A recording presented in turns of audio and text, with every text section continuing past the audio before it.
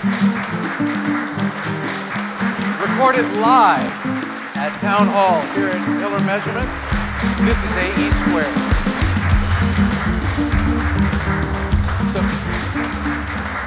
So I got to start with a trivia question. This is going to be a fun one. Let's see if you guys get this one.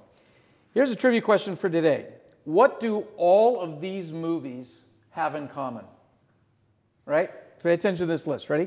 2001: A Space Odyssey, Journey to the Far Side of the Sun, 2 James Bond films, Diamonds Are Forever and Live and Let Die, the original Star Wars, Battlestar Galactica, Escape from Alcatraz, War Games, Real Genius, Contact, Face Off, and then in 2016, the remake of Ghostbusters, and in 2019, my kids loved this show, the Avengers Endgame movie. You know what they all have in common? Every single one of those shows have Tektronix oscilloscopes in them. Every single one of them. And a lot of them in the scene, you would know, like in Star Wars, on the Death Star, and they see that's a Tektronix oscilloscope. Tektronix is one of the most iconic companies you'll ever hear about, but a lot of times you see the product, and if you're not an engineer, you don't know what their products are. It's pretty cool, huh?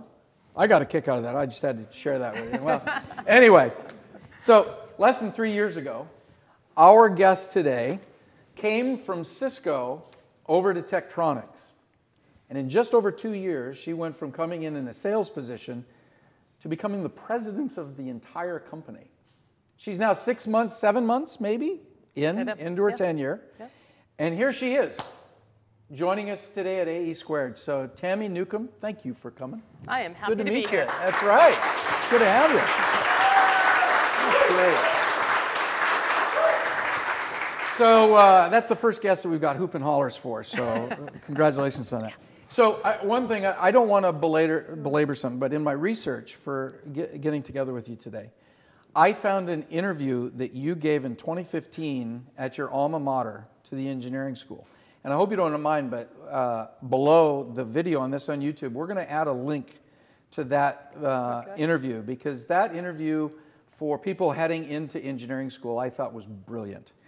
So I'm not going to rehash all of that, but I do want to camp on a couple of themes from the speech. Would you allow that to me? Go ahead. All right. So one of the things when you see that speech, she starts and talks about the concept of highlight reels. And the point that you brought up was don't repeat somebody else's highlight reels, right, essentially. Yep. So I'm curious. Tell me about your highlight reel so far. So a little context to the highlight reel. Even myself, when I was beginning in my career, or I mentor, coach a lot of people start to compare themselves. They start to say, well, I started at the same time this person, they've been promoted, or they're doing this, and you start to think, that's what I should want to do. Mm-hmm. As opposed to just thinking about, what's your story going to be? What's your highlight reel going to be?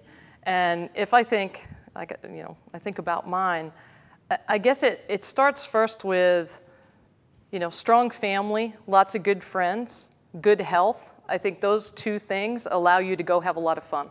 And I always say you got to keep the triangle, you got to keep it balanced. But if I think about the fun that I've gotten to do, there's probably 3 themes that play out through my career, kind of my life.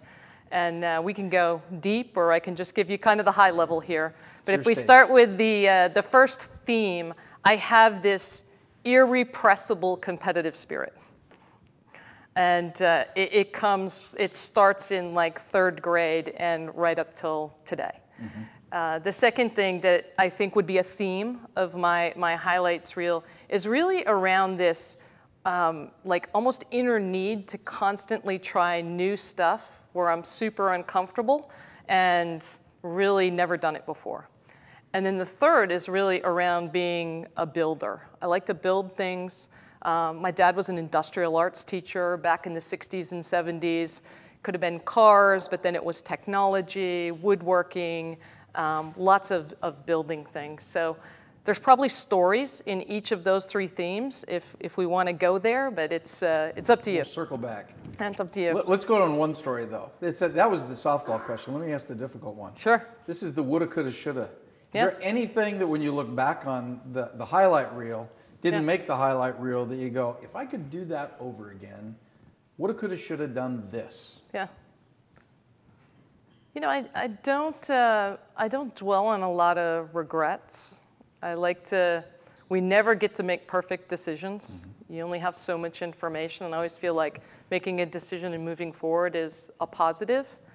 If I think about the opportunity I've had the last couple of years to work within a company like Fortive, and Fortive is a Fortune 500 company, yet a startup company. They were spun out of another company named Danaher about 4 years ago. But a startup company that's $7 billion and 26,000 people. And when I look across Fortive and the opportunities for people to move and do many different roles, I've done a lot of different roles, but I never worked in manufacturing. I never worked supply chain. Little interface with legal or HR or some of these other functions in the company that, you know, now that I have the view that I do, and I see what some people have done about moving around and trying different things, I might have done that more. I might have really tried early in my career. I came out as an engineer. I think when you spend the energy to become an engineer, and it's not the easy path when you go to college. It's the harder path, not the only hard path, but it's a harder path. I think you're pretty proud of that. And it takes some time to decide, do I really want to let go of my engineering roots and move more into business and understand the different facets of the business? I might have done that faster. Yeah. So you come out as an engineer, though. Let's touch on something that I'm going to make an assumption that if you go from individual contributor as an engineer, you graduated in '88, yeah? Yeah, thanks for that. These people do math here, you know. Yeah, you know, not many people graduate when they're 12. But as an engineer, let's call it what it is. Engineers are not known for having exceptional communication skills. Uh-huh. You went from engineering to program management or product management, BD, sales, and whatnot. That's a direction that requires exceptional communication skills. As you went from individual contributor through management, now corporate overall management, you have some thousands of employees that look up to you. I'd like to camp on a little bit about the development of appropriate and effective communication skills across your career. Because if there's anything I recognize talking in our market and whatnot, that seems to be one of the areas that there's the greatest need for improvement, mm-hmm. and also one of the areas that hampers a lot of careers along their career path. Yep. So can you share with us a little bit about how you purposely look at communication for yourself personally, but also effectively as a strategy in the roles and groups that you've led? Yeah, a couple different pieces. I think there's a part that's more the career. I always think your life experiences and your career just keep intersecting. Mm-hmm. And as I told you, I had this irrepressible competitive spirit. I ended up at Syracuse on a D1 volleyball scholarship. And I was told when I was going into school that work real hard, you'll get to start your junior year. And I thought, wow, what am I going to do the other 2 years? And so I not only worked hard, I like blew through whatever they asked us to do so that I would be the best one to step on that court. And my freshman year, I got to start. And so I was like, yes, you know, exactly what I wanted. But the game changed. Recruiting changed. The profile of players coming onto the team changed. By the time I was exiting my sophomore year, the group was, I'm about 5'6", 5'7". Our team was 5'10" to 6'2", 6'3". Different profile. Yeah, I say you can't teach height. Yeah. And they were really good. You know, I had to recognize the best thing for the team was to put the right players on the court. The second kind of rule I'd come to is nobody is captain until their senior year. We always picked captains.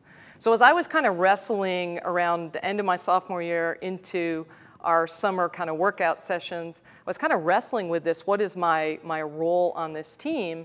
And my peers picked me to be captain my junior year. So I had less play time, but I started to realize I was playing this much bigger role. So back to your communication question, I realized that part of my job now was to look out for everybody on the team. Make sure we didn't lose the freshmen. You know, it's really hard to balance your taking your classes. We were on the road every single weekend. But also to make sure the players, the senior players, you know, were really pumped up. And sometimes when they had to sit on the bench or didn't get the play time they wanted, we could keep everybody together. So I think part of that experience for me really, first of all, started to realize that there's another role I could play as a leader. I didn't always have to be functionally the expert or the best person on the court. There was still a big role. So I knew I wanted to be a bigger leader when I got into my career. And I would start to study people. So I would rewatch people. We did a lot of companies, they videotape executive meetings, and I would watch them. I'd watch people in person, and I'd think if I read their resume, they all looked quite similar. Or sometimes you'd read somebody's resume and you'd be like, huh, that's strange, you know. I think I have a better resume than that person. You know, you kind of fall into those and you're like, what does this person do really well? And time and time again, I came back to when I studied these people, they're extremely good communicators. And it could be one-on-one, it could be an audience of 50, it could be on stage with 10,000 people. But it wasn't just what they said or that they were well rehearsed, but they connected to people. They connected in a way that people wanted. I was in the audience and I'd be like, oh yeah, I'd follow that person, or I like that person. They're very genuine, they're very authentic, very transparent about the type of things we're going through.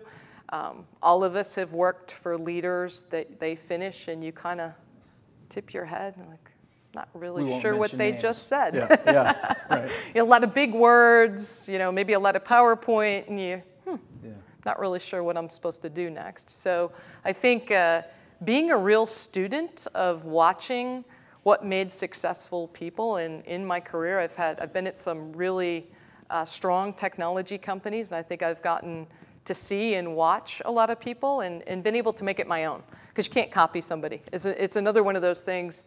It may work perfectly for you, some communication style, and that's not going to work for me.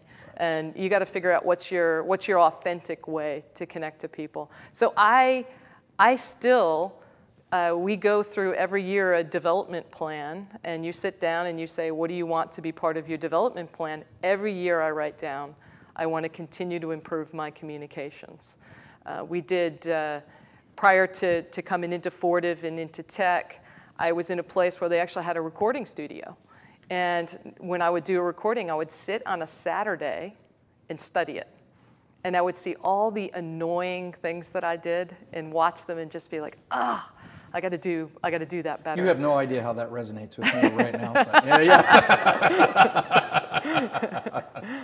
So can I ask, what's the project for this year communication for you? And your development plan, where is it that you're thinking you want to improve? Yeah, so I'm relatively new within the Fortive executive team. Fortive is made up of 26 different companies, much like Tektronix. So for me, it's how do I get to know my peers and above in a way that I can connect and add value. So a lot of people talk about you got to have support, you got to network. I always think of it as how do I get to know you well enough that I know how you and I might work together and make each other better. Because I think there's infinite opportunity out there for all of us. And if you're successful, I'm going to be successful. So my specific thing this year is in understanding my peers. How do I know their business and know them well enough that when we talk on the phone, we can help each other? Yeah. I look forward to developing that, just you and I, by the way. Yeah, so, hey, I want to get into another subject from your speech here, and that is the subject of money, because you had something to say about that, yeah, which seems a little counterintuitive. But before we get that, first,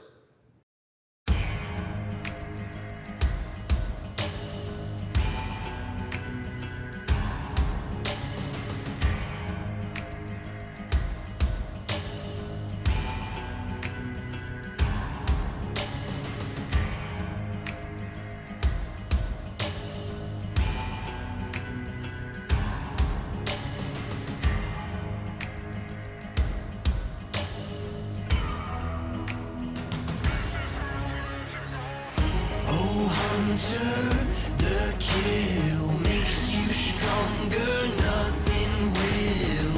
See battle like your pride. Oh hunter, this is how legends are born.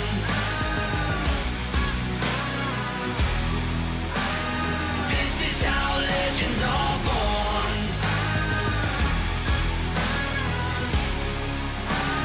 This is how legends are born.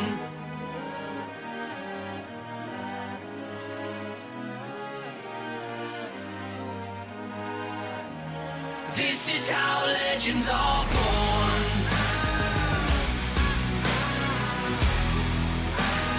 This is how legends are born.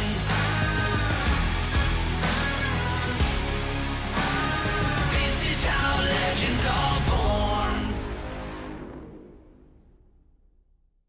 So we're back.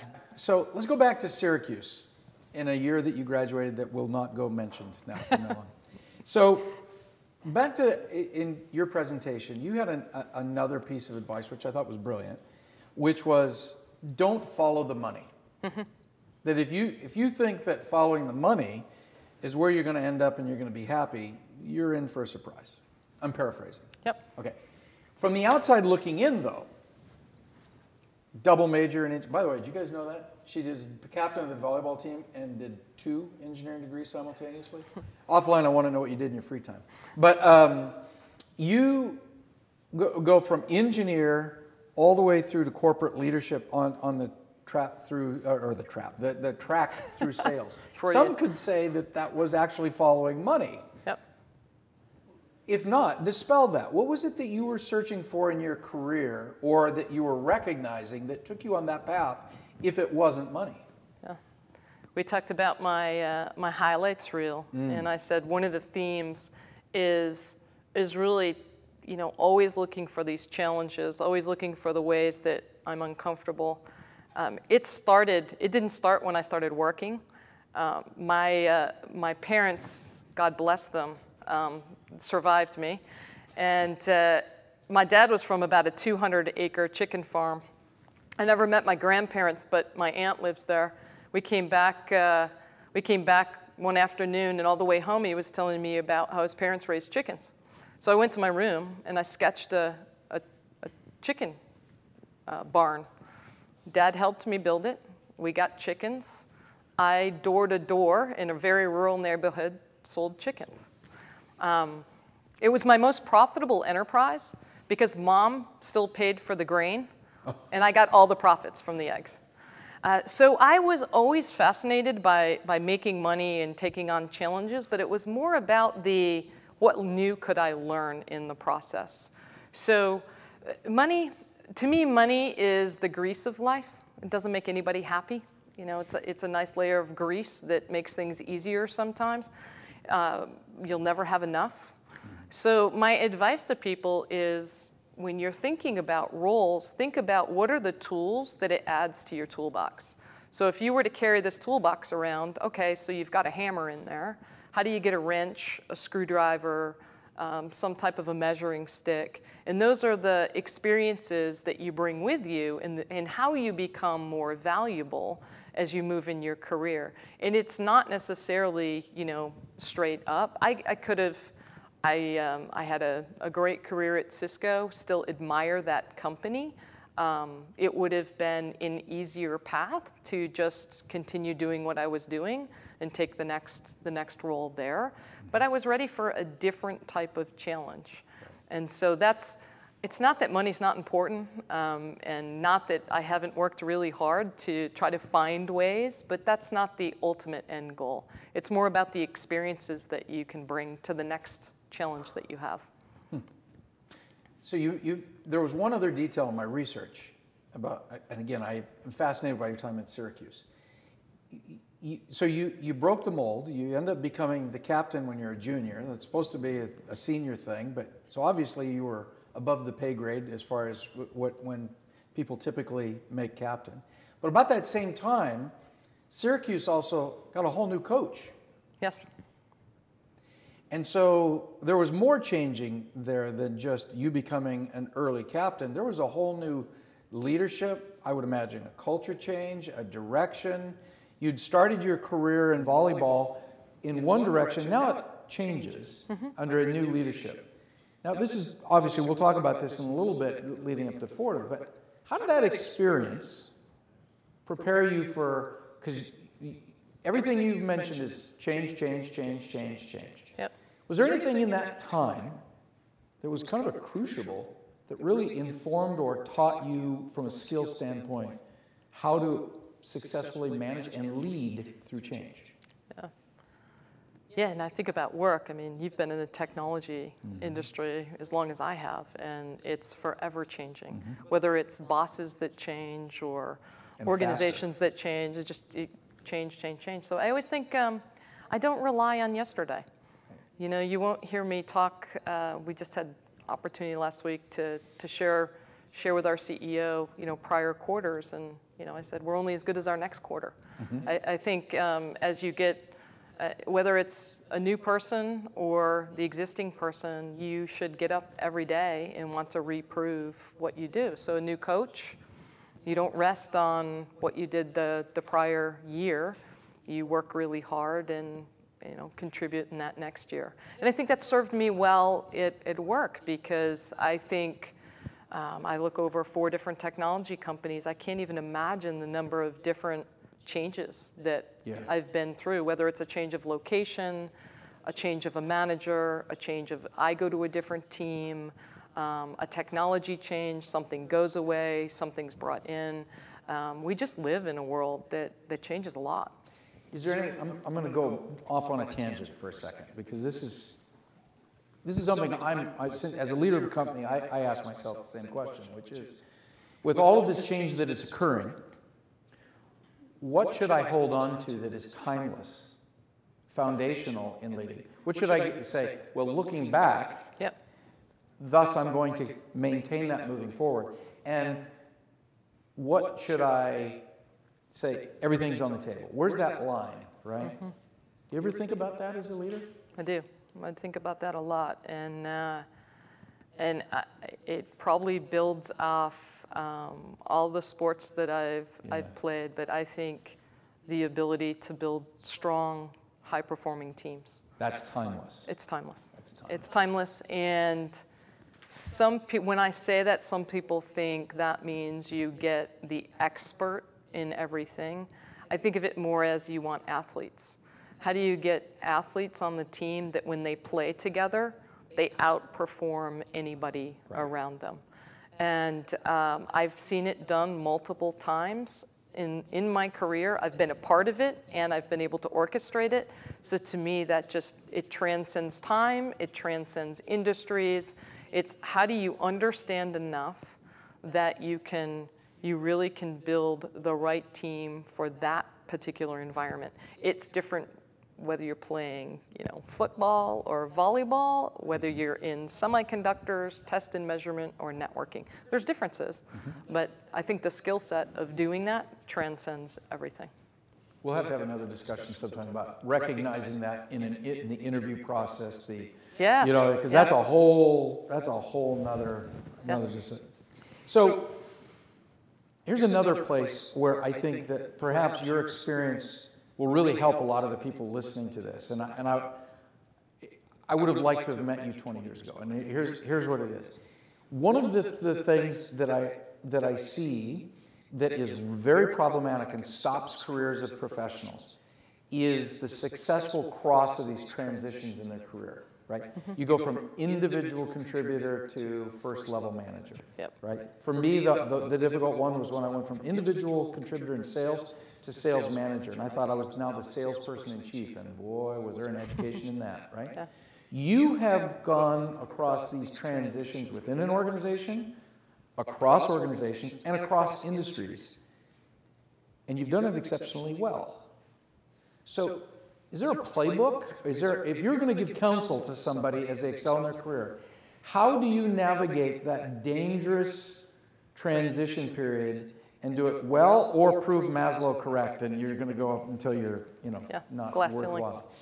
Exactly. You mentioned the transition from sales to sales manager, That transition in my career was interesting because when I got coaching and advice, I found out in the particular company I was at, the sales manager most likely made less money than the people on the team.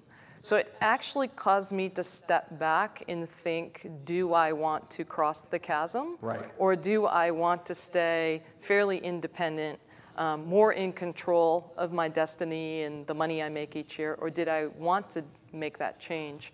And I spent a lot of time thinking about what I really got excited about, and it was around building teams. Right. And so I jumped at it, and I loved doing it. What I learned over time, and it goes back to there's just no chance I'm going to be the smartest one in the room or on the team, and how do you ask the right questions to pull information out of people? And as I came into when I started at Tech, I ran the global sales, marketing, channels, customer service organizations. It was a commercial president role. Then, as I made the step into being CEO, president of Tech, I had to figure out how do I understand the rest of the company? Right. Product development, manufacturing, supply chain, legal, everything, HR, yeah. finance, Yeah. all the SG&A functions. And I went on a very purposeful listen and learn tour. So I had the 100-day listen and learn. I did town halls of 40 or 50 people. I did round tables of 10 or 12 people. I did them on the phone globally.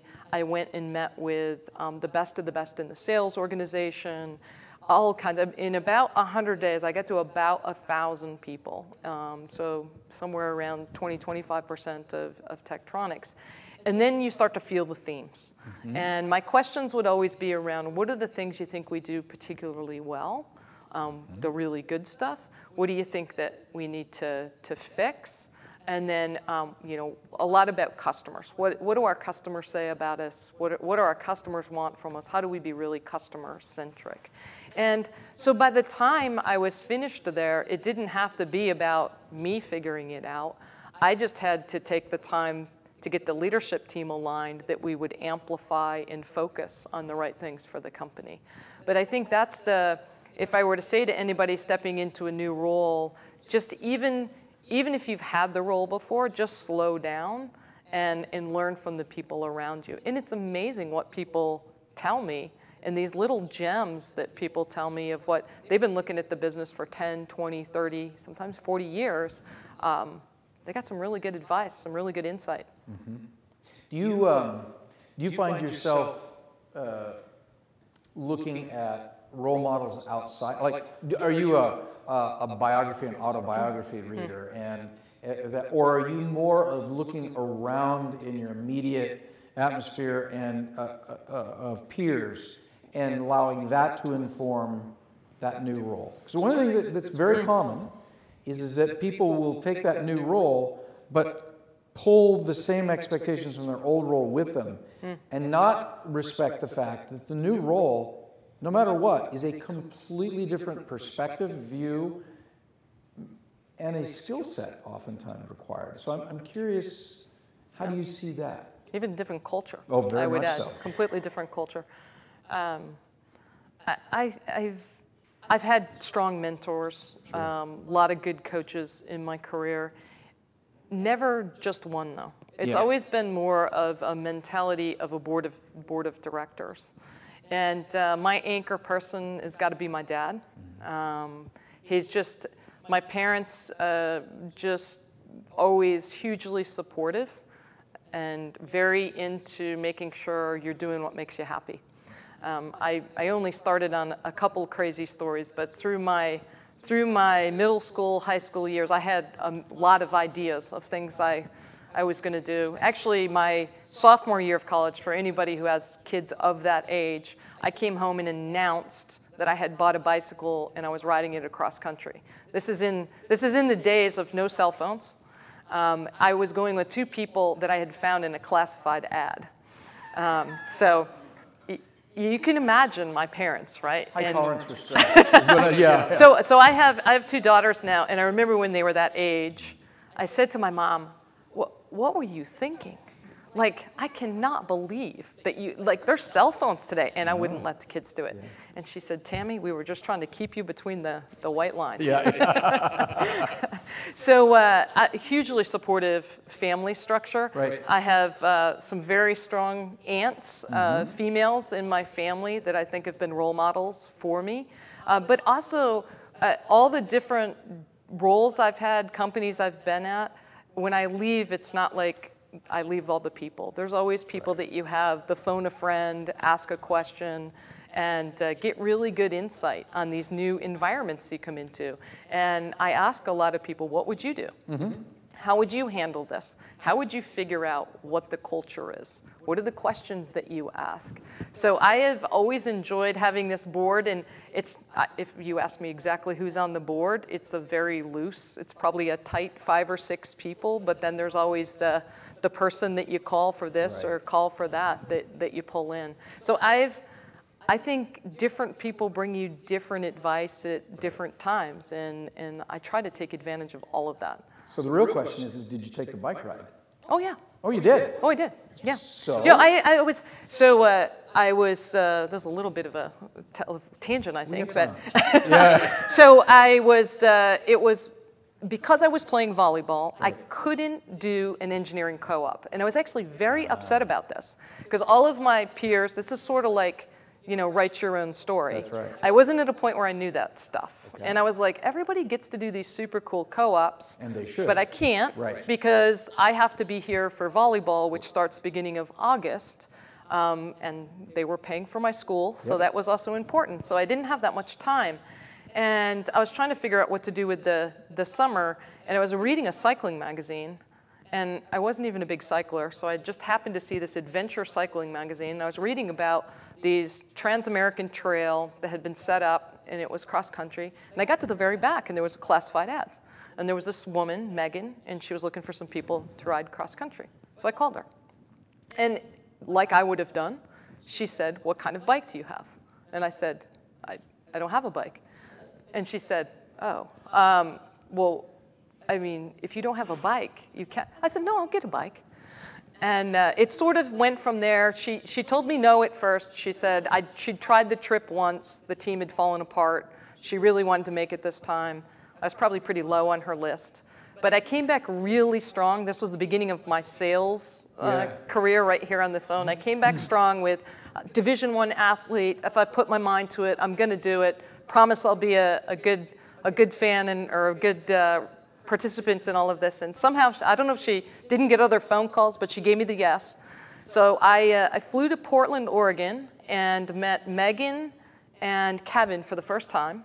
We spent one night in Kevin's apartment, and then the 3 of us got dropped off in Astoria, Oregon, with some panniers, because we didn't know hotels. This was fully camping and make the journey. And 4,000 miles, 60 days later, my mom and dad came down, and my sisters, and met us in Virginia Beach. Are you still that person? Is there something that if you find the passion for and you have the capability, you'll make a decision like that to do something that is impressive, but that's a different set of muscles than volleyball? Yeah, I'm not sure I have 60 days right now to go do something. But it probably shows up in different forms, in different ways, especially as I look at the opportunity. This industry that I'm now in, I just think is ripe for a lot of opportunity as I talk to customers and listen to their workflows and the problems that they have. I just think there's opportunity for us to do some really different and unique things, which gets me equally excited. Absolutely. As I'm not sure I'd be biking again, but. Well, I want to dig into that DNA of Danaher Fortive Tech with you here, okay? But first. 5G is coming. More data, more connected things, and capabilities we haven't yet fathomed. But already government and universities, base station, handset, and IoT companies, they have all gone to Hiller Measurements for inspired design in research, development, and production test. Why don't you?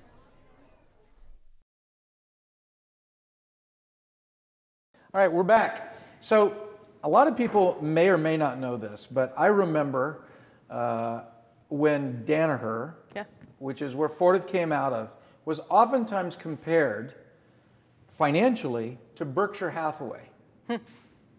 And the comparison was that Danaher was one of the few companies that financially performed equal or oftentimes better than Warren Buffett's own enterprise. Yeah. And at the core of that was always this discussion of the Danaher business system. Yeah.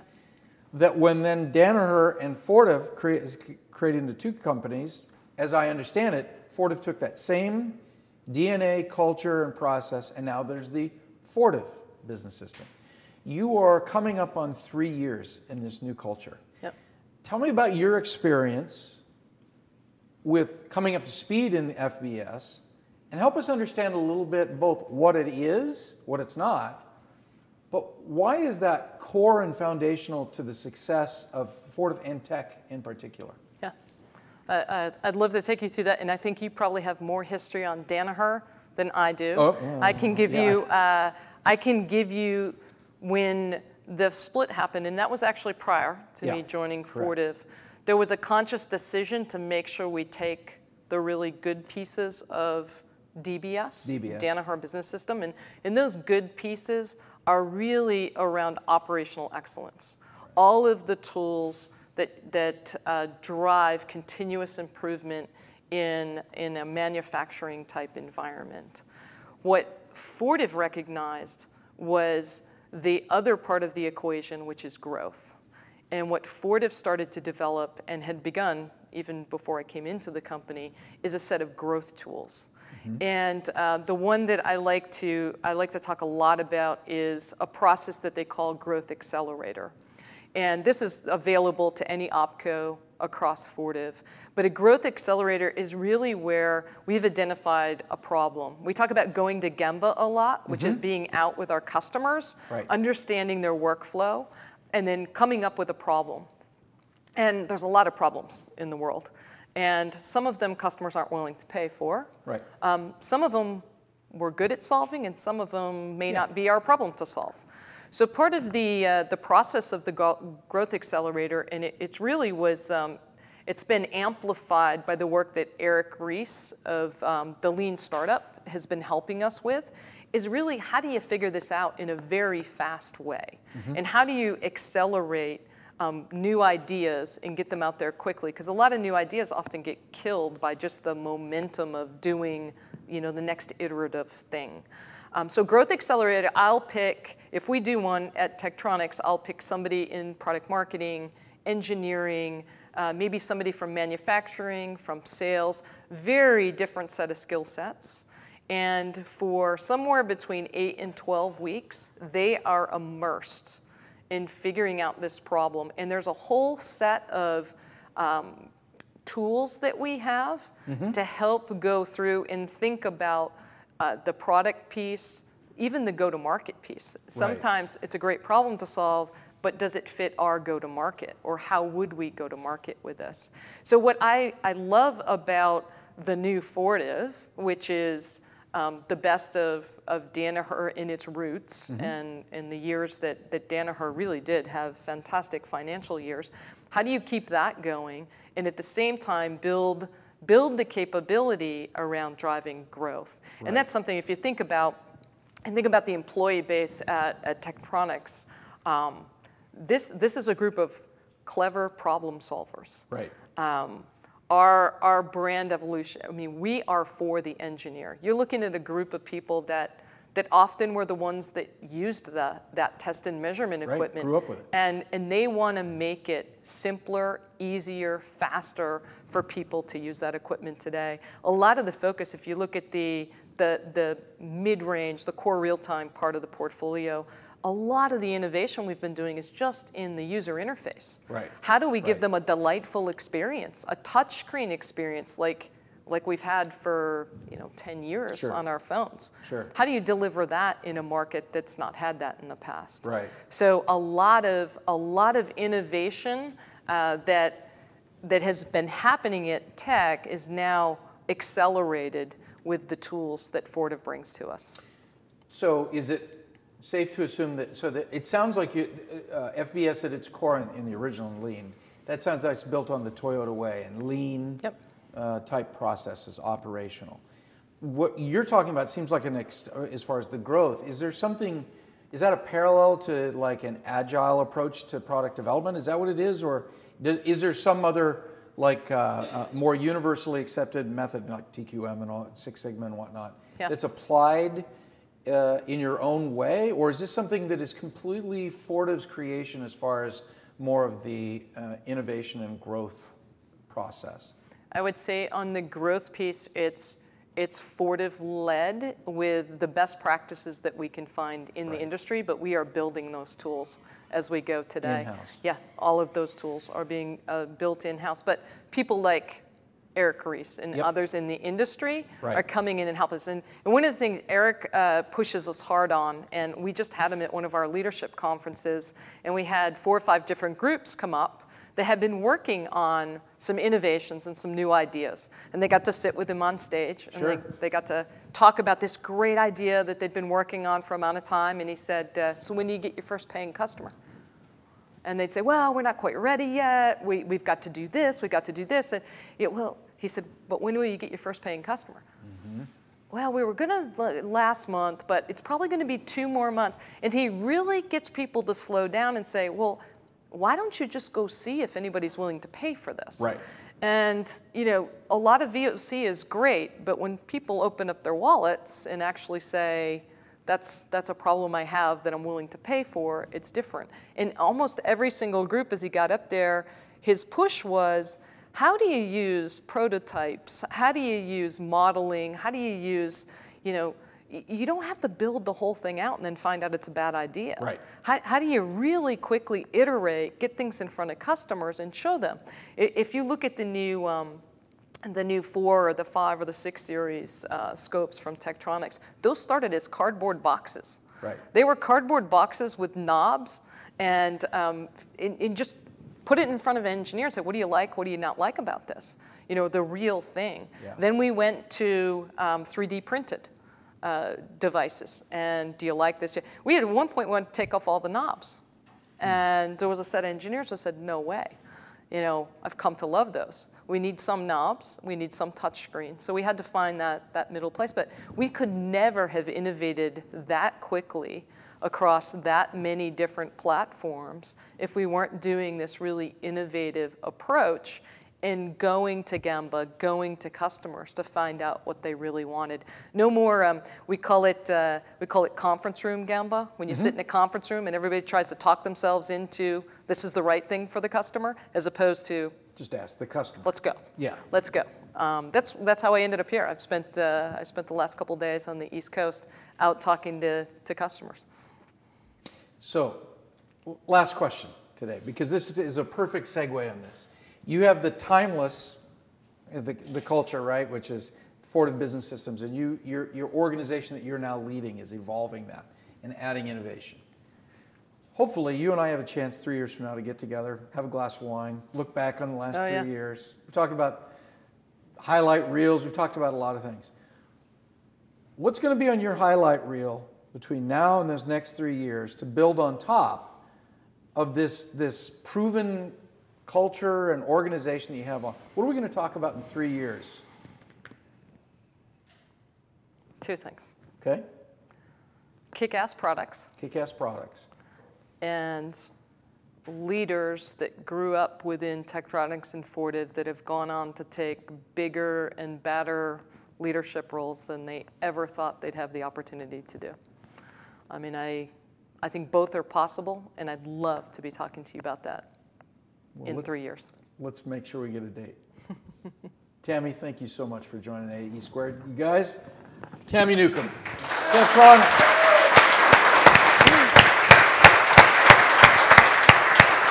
Join us next time. Next time on AE Squared, we've got Greg Gill. He's the CEO of SRO Motorsports, which if you've ever had the passion and the means to be a race car driver for real, Greg Gill's the guy you want to talk to. He's here on AE Squared next time. See you then. Thanks for checking out this episode of AE Squared. AE Squared is a Hiller Town Hall production. Copyright 2019. Video by Anthony Longoria. And audio by Mark Skura. Music by Brian Patterson. Want tickets to a future taping? Well, stop on by at hillermej.com/town hall. Don't forget to subscribe and join us next time as we sit down with Greg Gill. He's the CEO at SRO Motorsports America. Fascinating guy, great interview. It'll be a great time. Join us.